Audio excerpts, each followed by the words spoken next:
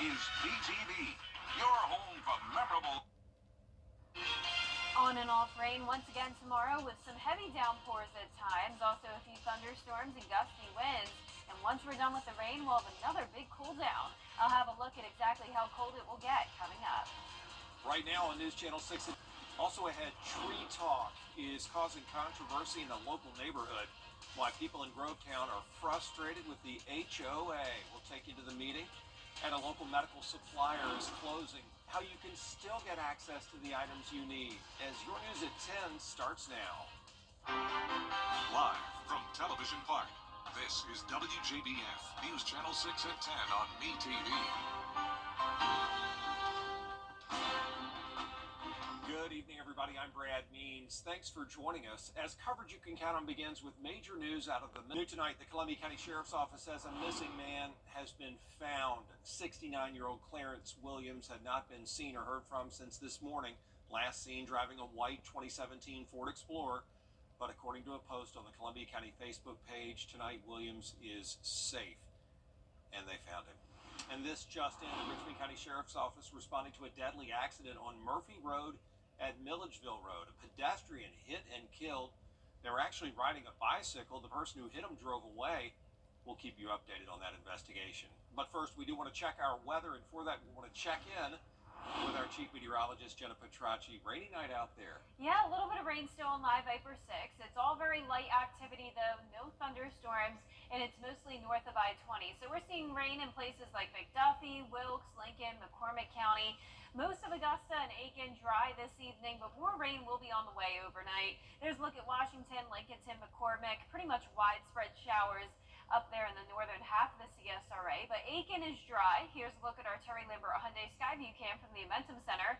Augusta Bushfield really didn't pick up on a whole lot of rain today. It was all very light activity, but the rain and the clouds kept things a bit warmer. Low of 47 degrees today, which puts us around 25 degrees warmer than what it was just a few nights ago. High of 66, so back to seasonable temperatures for this time of the year. And right now we're still at around 60 degrees across the entire area. Every single spot around 60 to 62, and the temperatures really won't be falling too much as we head into the overnight hours. Winds are coming in from the south. We're seeing pretty breezy conditions, around 5 to even 14 miles per hour now in Saluda, and the gusts are up to around 22 there in Gibson, Sparta, Crawfordville, 16-mile-per-hour gust in Aiken. And as for our satellite and radar, notice most of the activity is very scattered and light. A few stronger storms and heavier downpours in southern Alabama. But for us tomorrow, we're still going to have this on and off rain. Some of it could be heavy at times along with a few thunderstorms by the afternoon. But for tomorrow morning, just scattered light showers, temperatures in the upper 50s to low 60s. And you can see we're going to have a pretty warm day, making it to the 70-degree mark, then cooling down to the 60s on Wednesday, 50s on Thursday. And check out that low. We'll be right back to below freezing once this system moves through. Coming up, I'll have a look at your future cast, but back to you, Brad. All right, Jenna, thanks. A local nonprofit that provides medical supplies to those in need is closing its doors, but those supplies will still be available to families thanks to a local medical company. It's called Interim Healthcare of Augusta, and it helps families and children with significant health conditions and disabilities. And they're going to have a chance to pick up where Dana's Recovery Room left off. Dana's closing its doors, and those who benefit from the nonprofit say they're grateful that they can keep it going. It was so significant because they think that we're amazing because we can get them something that they've been looking for, something they couldn't afford to order off Amazon, things like that. Things like bedside commodes and bed rails. We're able to kind of help them in the crisis that they're in at the moment, or be able to help them with preventing falls and, acclimating their home environment with items that they're needing. And it's just been a great resource. Be the best. Dana's Recovery Room used to be located at Emmanuel Baptist Church in North Augusta, but now it's going to be at the interim main office on Broad Street. As the countdown to Christmas continues, some in a nearby subdivision are on a different sort of clock. Neighbors sharing frustrations with the HOA about a deadline to replace trees that were lost during Hurricane Helene. Graham Lee has that. We're almost 3 months removed from the hurricane hitting the CSRA, but for neighbors living in Tudor Branch, now there's a new problem. Tudor Branch is a great place to live, but this tree thing is really going overboard. The tree thing for neighbors like Kevin Pike goes beyond the debris still waiting to get picked up. He's one of a few residents who got this letter in the mail for a missing street tree, saying he has just 10 days to replace it. I was a little shocked because driving through the neighborhood, there's still debris everywhere, and even driving around the CSRA, it just looks like a lumber yard in certain areas. Other neighbors who didn't get that letter are also weighing in. We have a lot of neighbors, a lot of residents that are still waiting on settlements from their insurance company. Some haven't even been able to meet with the adjuster yet. We've got debris all over the neighborhood that we're still waiting to be picked up, but yet 3 weeks before Christmas, our board feels it's the right time to send out a violation letter. Neighbors sharing those same concerns with the HOA at their meeting Monday night. The charter requires homeowners to have a street tree in their yard, even if it was lost or destroyed by Helene. Board members say they will be flexible, but they say the 10-day notice was sent out to start the conversation. It's a lengthy process just to get to that stage before we even start talking about when a time period is. That's why we're wanting to start the discussion. That was the intent of the letter as the email put out and sent on the community newsletter. It's just hard to think that this was the best time right here at Christmas to send out these kind of letters when we're all having to deal with expense that really it absolutely wasn't budgeted. Neighbors also requested for the board to consider making the tree requirement optional, which would need 67% of the neighborhood to get on board. While no action was taken, that conversation has also just begun. In Grovetown, Graham Lee, WJBF, News Channel 6. Also in Columbia County tomorrow, the library board will talk about controversial book rules. The Greater Clarksville Regional Library Board is going to vote on guidelines that address where books should go, which shelves in the library should have books that deal on topics ranging from sexuality to profanity to violence. Georgia State Librarian says, as they stand, the guidelines don't comply with state law. Have a follow-up call with her, and she just advised that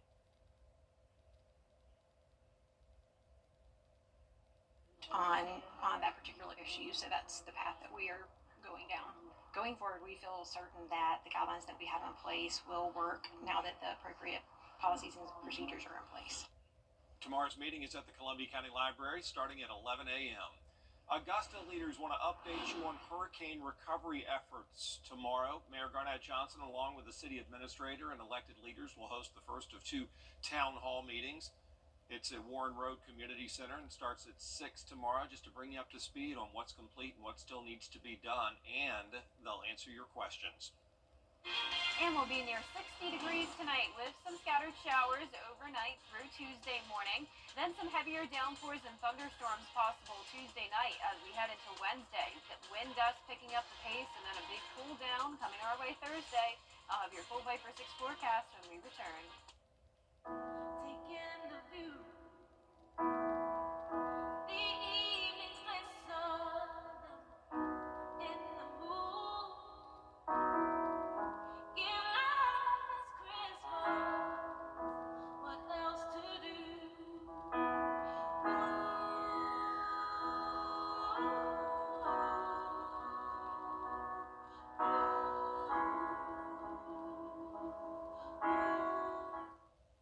BNK great again. The CSRA is full of amazing women. Women who inspire. Women who innovate. Women who lead.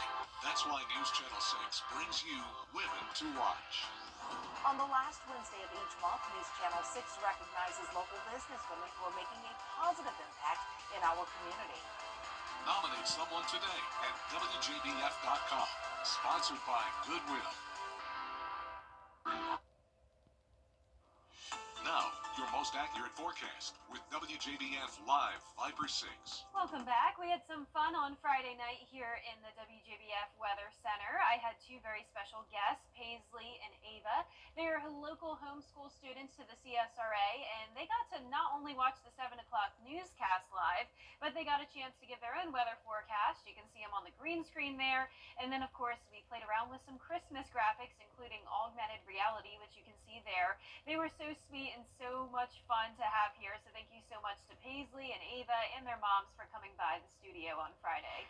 Here's a look now at Live Viper 6 radar. Most of us are dry, but we do have some light showers along I-20 and to the north of it. So places like Saluda, McCormick, over towards Wilkes County, a few spotty showers here to the south of it, but we are dry in Augusta. As we take a look at our Terry Lambert Hyundai Skyview cam from the airport, 61 degrees. That is pretty warm, you could say, compared to the upper 20s like we had at this hour just a few nights ago.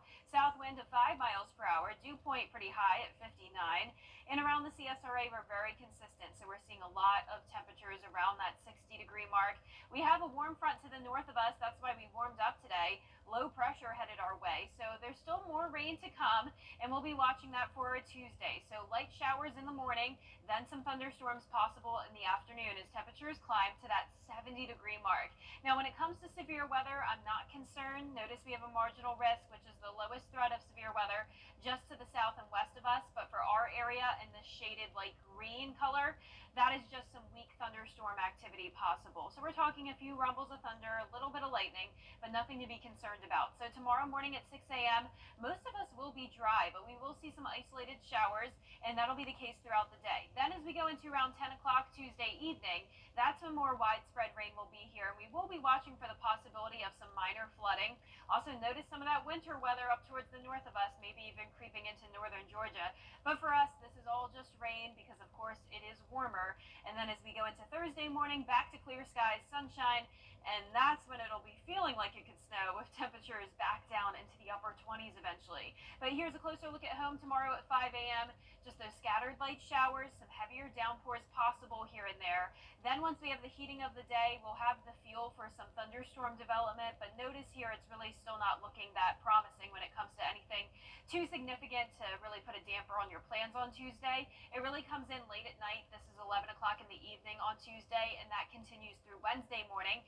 And winds will be gusty Wednesday morning. At times, we'll see winds up to around 30 miles per hour as that cold front's pushing through. And then, of course, behind the cold front is when we'll see the cooler temperatures. So once again, we'll see up to around 1 inch of rain for the most part, but some places up to around 3 inches, followed by that cool down to the low 50s Thursday and Friday. Then we'll gradually warm back up. That 10-day forecast showing the sunshine again on Thursday. Mostly cloudy, though, over the weekend. Stray showers into next week as we'll be hovering around 60 degrees. Now back to you, Brad.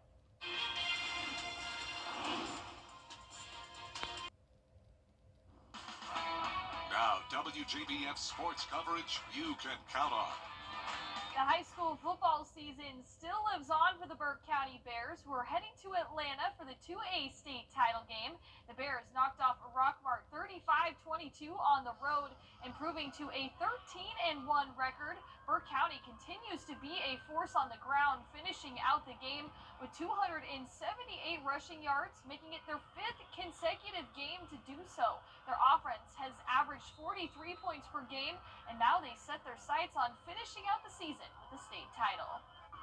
I think it's kind of special. You know, right now I really can't appreciate it as much. I'm just excited for these guys to get there because of the fact that they're the authors of their own fate, their own history, and now they've got a chance to be, you know, one of the teams in Burke County history to go play for a state championship.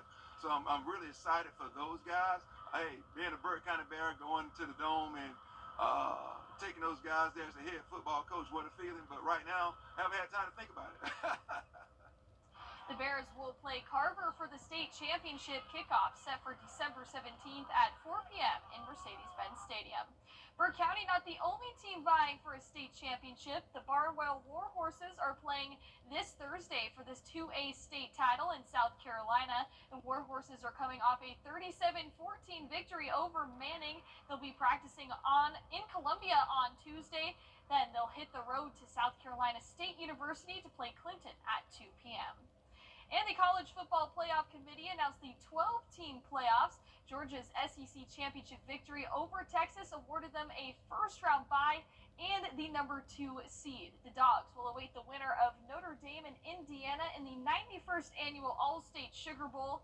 Georgia is coming off their 15th SEC conference title with a thrilling 22-19 overtime victory against Texas. And Georgia Athletics released an update on quarterback Carson Beck's injury, saying there's no current timetable on his return.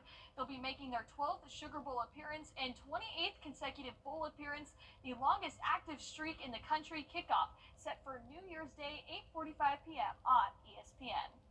And the Clemson Tigers earned the last spot in the CFP bracket thanks to their ACC championship victory against SMU. They'll travel to Austin, Texas for the first round, and it'll be the first time the two teams have ever played against each other. It'll also be a homecoming game for quarterback Cade Klubnik. The Austin, Texas native played at Westlake High School, where he guided them to back-to-back state championships. Not to mention, he also squared off against now Texas quarterback Quinn Ewers in the 2020 6A state title game, and they will meet once again on the CFP national stage. That'll do it for sports. We'll be back. News Nation's Ashley Van. Every day, ordinary people in the CSRA do extraordinary things to serve our community. Each month, News Channel 6 recognizes these outstanding volunteers with the Giving Your Best Award. Do you know an everyday hero who goes the extra mile to help others? Nominate them for the Giving Your Best Award by visiting WJBF.com and filling out the entry form. Sponsored by Science Co., Piedmont Augusta, Security Federal Bank, and News Channel 6.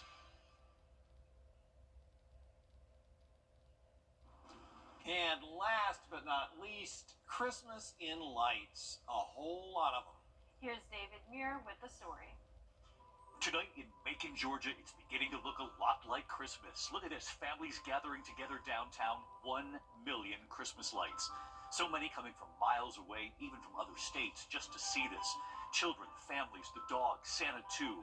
And just look at the reactions. It was the idea of one neighbor, Brian Nichols, who remembered how his town used to decorate for Christmas when he was a boy. He wanted to bring a little of that Christmas magic back, lighting up his whole town. Hi, David. Brian tonight on the power of the Christmas spirit. I knew that it would be a big deal and people would come down and actually see the big changes to Macon that we've done here in downtown, but I had no idea what it would turn into. Taking us on a tour. We put lights up in the trees, wrap the bottoms, put some vent lights on the ground. Starting his town's new Christmas tradition just a few years back, but he had no idea it would grow to 5.5 blocks now. This is one of our newer blocks, and as you can see, we've added a globe that people can walk through. Local businesses grateful. Hey, David. Scott Mitchell, owner of Sweet Eleanor's Divine Desserts. I've seen a huge amount of diverse groups of people coming downtown to enjoy these beautiful holiday traditions. Hi, David. Lake Lambert and Jordan Hample at the Macon Visitor Welcome Center. We've seen tons of people come down to see the Christmas lights, from big families to just couples who are trying to go on a date. People from North Carolina and all around the Southeast to come see what amazing work Brian's done for our community. Hey, David. Charles Davis has seen it too. The amount of income and economy that's coming to this town between December and January is amazing. All the restaurants have an hour wait. There's no parking downtown, but that's what you want with an event like this. Tonight, the Christmas lights and one bright idea from a neighbor who simply wanted to bring back the Christmas magic from when he was a boy. Thanks, David. Well, it makes me want to drive down to Macon and check it out. No, I wish I had a free weekend because I've never been to Macon, and it's on my list. I mean, one of the must-see cities in Georgia. Now I really have a reason to go. Bibb County. And it's going to be feeling like Christmas again here once we have that big drop in temperatures on Thursday. We'll have below freezing conditions again soon. All right, Jenna, thanks. And thank you all for watching. We're back after the football game for News Channel 6 at 11. And Hogan's Heroes is next here on WTV.